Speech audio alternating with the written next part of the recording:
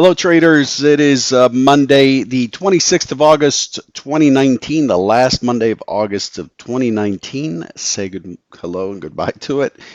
It's 8:02 a.m. Chicago time on a dark, rainy, sleepy day.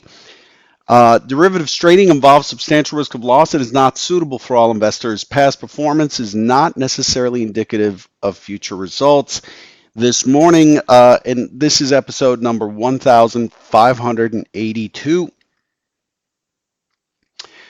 This morning, the sentiment is actually slightly risk on, um, based on the fact that some tweets and comments from the president of the U.S.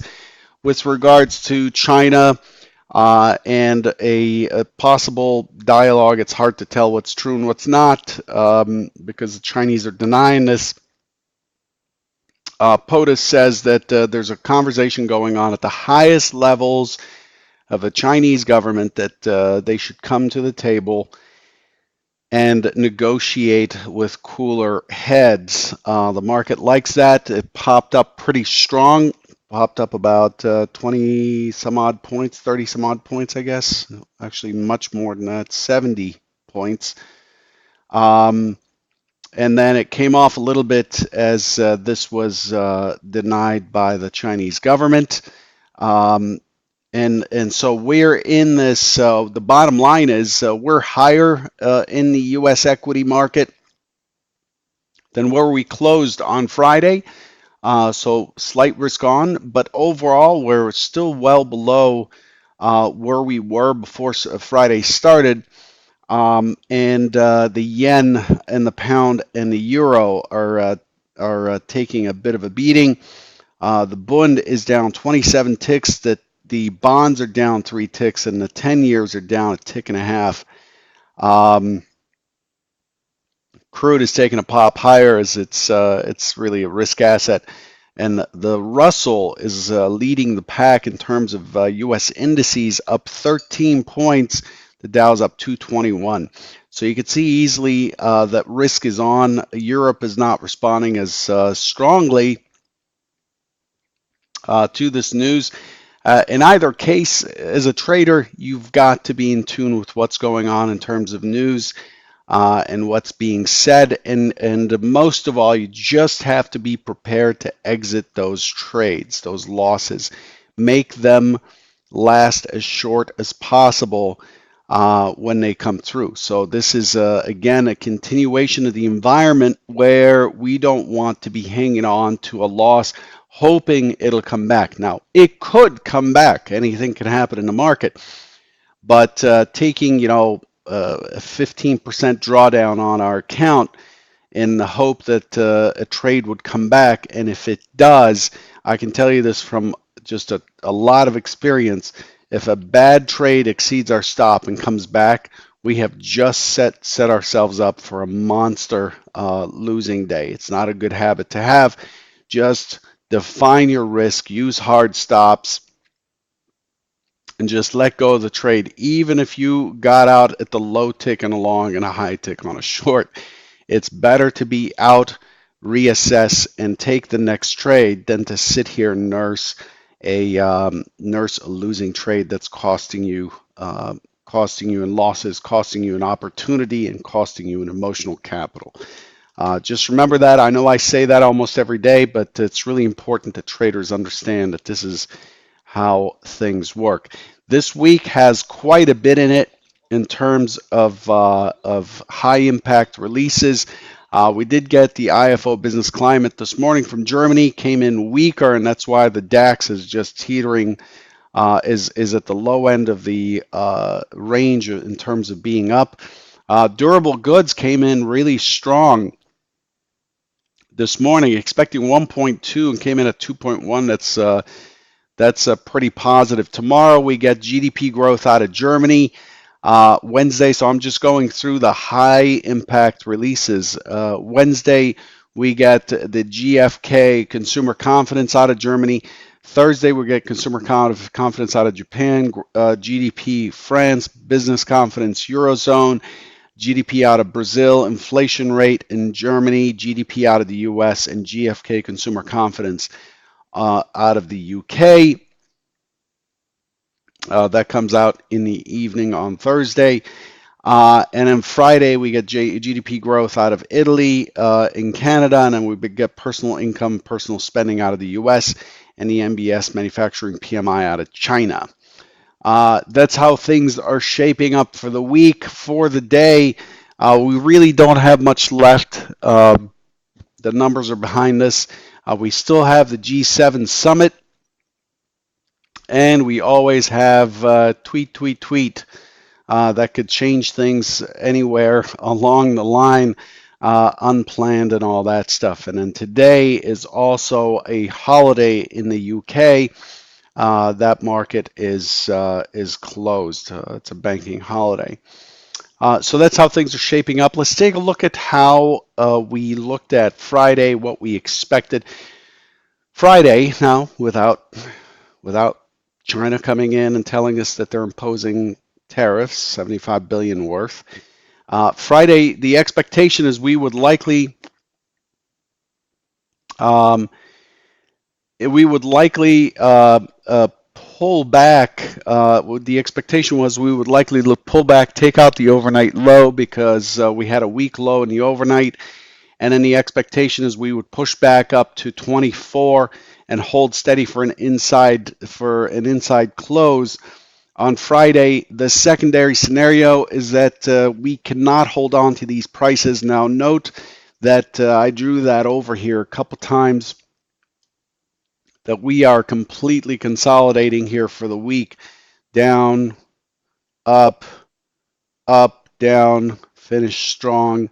We've been consolidating for the week, and we have a very high kurtosis on the volume. We have a very tight and high volume range for the entire week, starting with Monday, and the expectation is we're likely to deviate away from that and push out of the range, but a drop would have run quite a distance, and I had this going to 28.74. Obviously, it went a lot farther. The next key area, as I mentioned on Friday, it's actually in the closed captions transcript, is 28.48. So any drop below this low and a move down is likely to test that 74 area, and then beyond then it's 48. And Friday's low pushed well below that. Friday's low was 34. So even then, I was being too conservative, I guess, according to the market. So here's what actually happened on Friday. Let's kill all of this stuff here. Here's what actually happened. We managed to take out the overnight low. We managed to move back to 28.24. So scenario one, remember, this was scenario one. Take out the low, right? The overnight low at 29.0250, and then push back up to 29.24 with a pop a little bit higher, 28 or so. Here's what actually happened. There it is, 29.01. So we took out the overnight low, pop higher. We went to 29.2775. The goal is not to be accurate, but the auction was in line with what was expected. And the expectation then is for the market to kind of sit here in this area and just chop around into the close, given a no news day. But since we got this wonderful news, we had a massive look at the volume on this thing. The volume was so much higher in this 15-minute bracket. The volume is expected to be 56,000 contracts. We traded 281,000, just blowing that out of the water. And then from there, you just look short. You know, when you have an impulse down, you're looking for a continuation. So the goal is on the next bar. You find your sweet spot for the short, aim for the low. the impulse low and look for the continuation, and then judge it based on how it comes back, and then stop at break even and let the market run its course. The low on Friday, even though it looks like an excess, this is the beauty of volume profile, even though it looks like an excess. So in price, this looks like, oh, yeah, there was nothing trading there. So you could see it right here in the market profile. And this is why I kind of switched away from market profile back in 2005, 2006. So you could see that there's a massive excess here, right? The market just poked down and put in a wick and came right back up. But actually, when you look at the volume, I believe volume's the thing, right? Price is how we make money. Volume is tells us how much energy there is. If you look at volume, look at that volume. It traded pretty good volume all the way through with a weak low. This is leaving a weak low behind. So just remember this. 28.34 traded quite a bit before the pop higher into the close in the last 15 minutes. This is a weak low here, and a weak low has a high probability of being revisited. Remember that number, 2834. Okay, so overall, that's what we're looking at. The profile. What is the story that the profile is telling us? The profile is saying, hey, there was no consensus on Friday. Price discovery all the way through into the low, and price discovery all the way into the low. There's no consensus. There's no acceptance of volume or anything like that. And we have a neckline. Well, there's a bigger neckline right here in a low volume node, but we are trading right around that 28.78 low volume node, but this profile doesn't lend itself to an easy read of what the market was accepting and what it wasn't. So we have to conclude after Friday that the market did not accept any prices at all. It found its buyers down here, but look at where it found its buyers. It found its buyers in the last 15 minutes of the cash session into a weekend where there's an elevated risk of news type movement. And so you have, the classic margin covering and so on. And in my opinion, it did not truly find its buyers. And if a market does not truly find its buyers, it is likely to continue in that same direction until it does. So we open up. Here's where we close, 28.55.75. We open up right at the low. Where?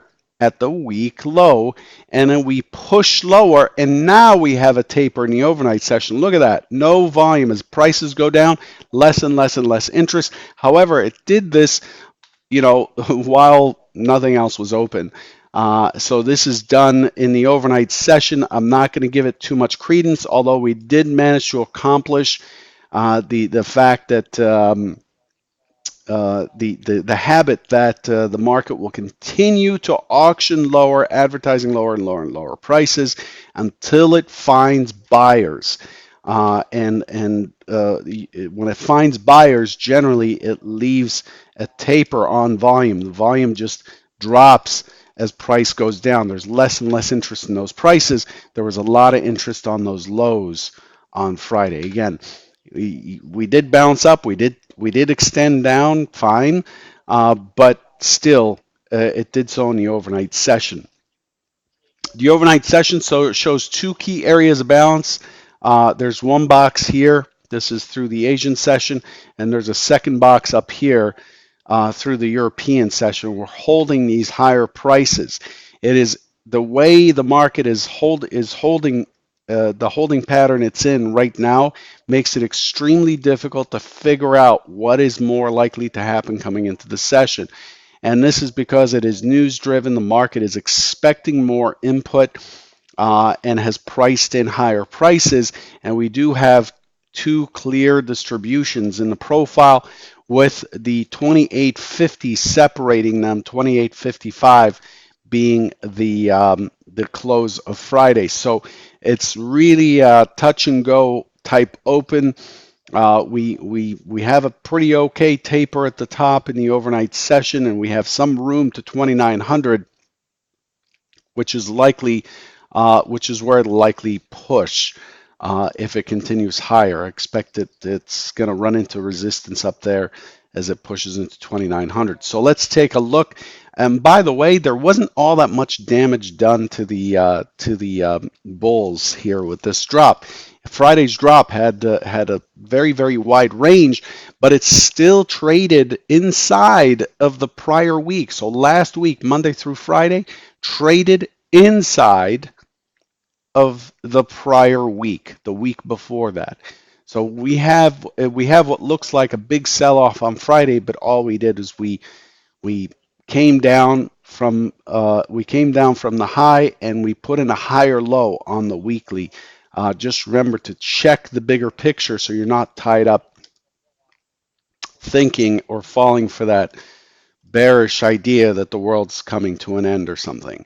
So here we are, we're opening in the middle of the range. The expectations for an open auction that becomes responsive, I expect the market to move towards the point of control in a 28.55. 28.55 VPOC from yesterday.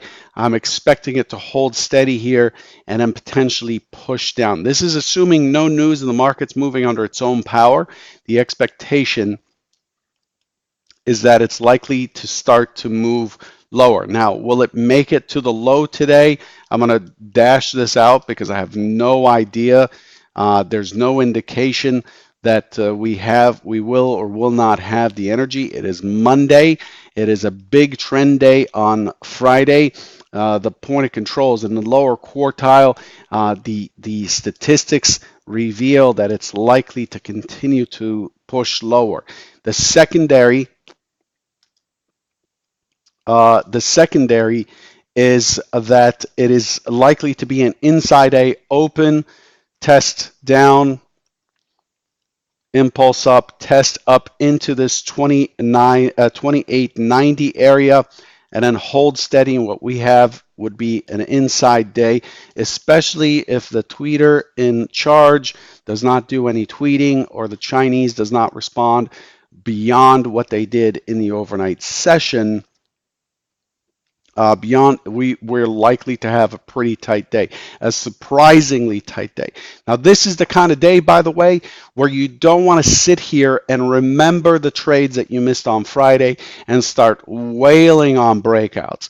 Not a good day for breakouts. Statistically speaking, over 2,500 days checked, it is very rare that we have a trend day, which means that we have an elongated profile, no value area, and the market closes in the lower quartile with a point of control in the lower quartile. It is very unlikely, it's in the 6% realm, that we would have a trend day followed by a trend day. Now, we can have a trend day followed by a trend day if we continue to tweet and get tweets and the market thinks the world's coming to an end. But in general, this is expected to be a resting day. Now, we did not find our buyers on Friday, as I mentioned a couple times here. It's a very important thing that the auction is revealing that bar charts do not. We did not find our buyers for real, but in all honesty, Monday, after a very busy overnight session, expect it to be fairly quiet today. We may get 20 to 25 points of range, 25 points of range, which sounds like a lot, but then we had like 90 some odd points of range on Friday. So the volatility's here. I love this volatility, by the way. It's not for everyone. And if you're trading an account smaller than $5,000 per contract, $5,000 per contract, you should be trading the micros in the US indices or micro FX or micro gold or whatever. Find a micro and trade that because it's just too easy to get caught up emotionally in your trades with that small an account size. I hope I'm helping you. Good luck today. Uh, Actually, I didn't show you the overall heat map. Just real quick, just looking at areas that are stacked, 2860 below, and then remember the 2890, 2892 area I talked about above. That's if the market turns upwards on scenario two, the expected target will be in that 2890 zone. But underneath, you can see there's not too much there. 2850, kind of like the normal big strikes, key figures, and then the overnight action, liquidity and action has not been impressive. Here's where the big news came in, and here's where the Chinese denied it. And you could see we had some really good liquidity that was built up in this 2850 range. You want to pay attention to that this morning, 55 being the close. But overall, from a liquidity perspective, the market traded in the black here. You can see there's very little above and below the market until we get into that 2890 area. That's how the liquidity picture looks. And then, of course, 2800 has this massive bid down there that's been sitting there for days. You can see it red down here. This liquidity has been sitting here for quite some time. Okay. Good luck today, and I'll catch you tomorrow morning. Take care.